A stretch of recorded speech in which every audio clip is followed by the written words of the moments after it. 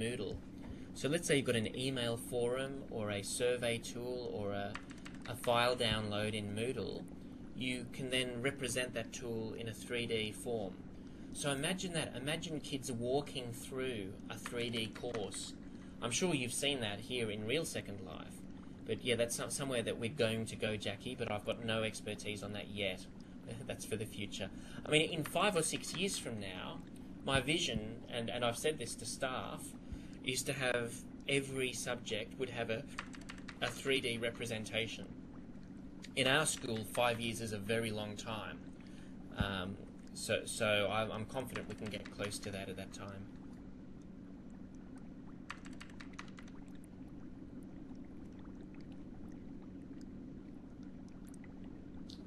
Yeah, with OpenSim, Spirit, I do. OpenSim is this new island over which we have a lot more control.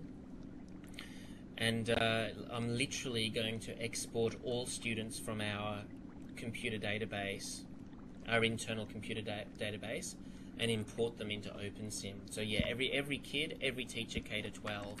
To me, that's the next level, and I'm sure that we'll be able to do that.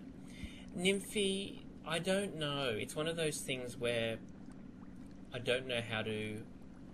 I feel like I'd be going out on a limb to predict it. If it was going to become common, it would have to become a lot easier. It's currently too hard. The learning curve is too hard for teachers. And until it's crazy easy, it won't happen. I need to be able to turn on my computer, click on a button, and bang, I'm in there.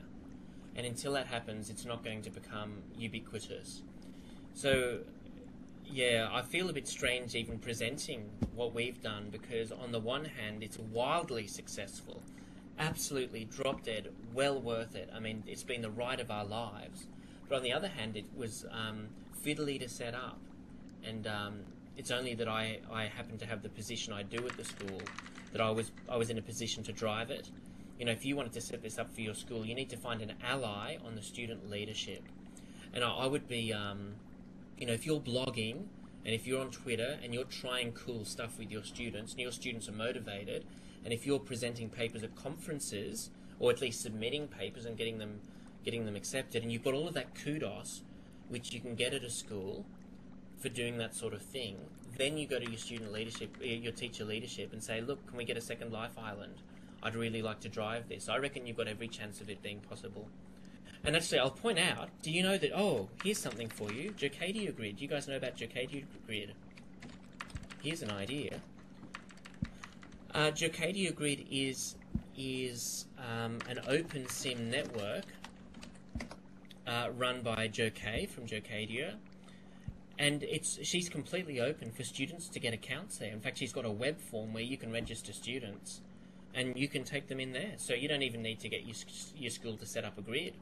You just use Jocadia Grid. That's an open sim grid.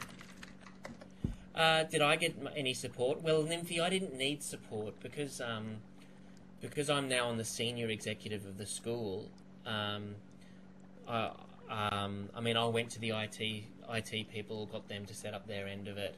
I mean, I did get support. The principal was right behind me. The other senior exec were right behind me. But that's not uncommon at my school. We're a very close-knit team, and we're very much behind all of the stuff we do. Rexy, it cost about, was it $4,000 for the first year, and then it's more like $2,000 for each year after that. But you see, if you get an OpenSim grid, it's $75 a month. So OpenSim is much cheaper, and you get a lot more land for your money. But then OpenSim has got bugs in it compared to Linden Lab. Who teaches the teachers? I teach them. Yeah, the students do help the teachers, but the reality is I'm not going to be able to, the teacher is not going to be able to manage a full class of kids unless the teacher's confident with the technology. So I run sessions, constantly running sessions to train up our teachers so that they're comfortable in the space.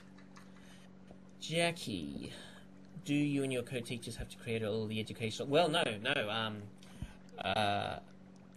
The kids create the educational material. Oh, I see what you're saying. Okay, there's two ways to approach in my mind, there's two ways to approach Second Life educationally. There's content and process. Now, this would be very helpful for you to integrate these two words into your vocabulary if they're not there already, because it's such a nice distinction to make. Content is when you build a model of the pyramids and take your history class to see that model. You know, you reinvent a town in the wild, wild west and you go into that town. Now, the problem with content in Second Life is it takes so much time. And how many lessons is that going to work for? And I'll tell you for sure, there's no way teachers are going to put that much time into something. They don't have any time.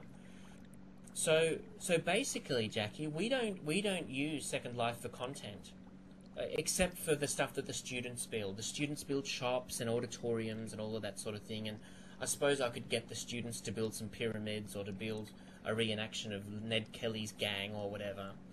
But apart from that, everything, when you think back to it, everything I've talked to you about tonight is process.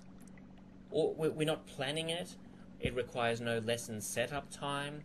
It requires no building. All it requires is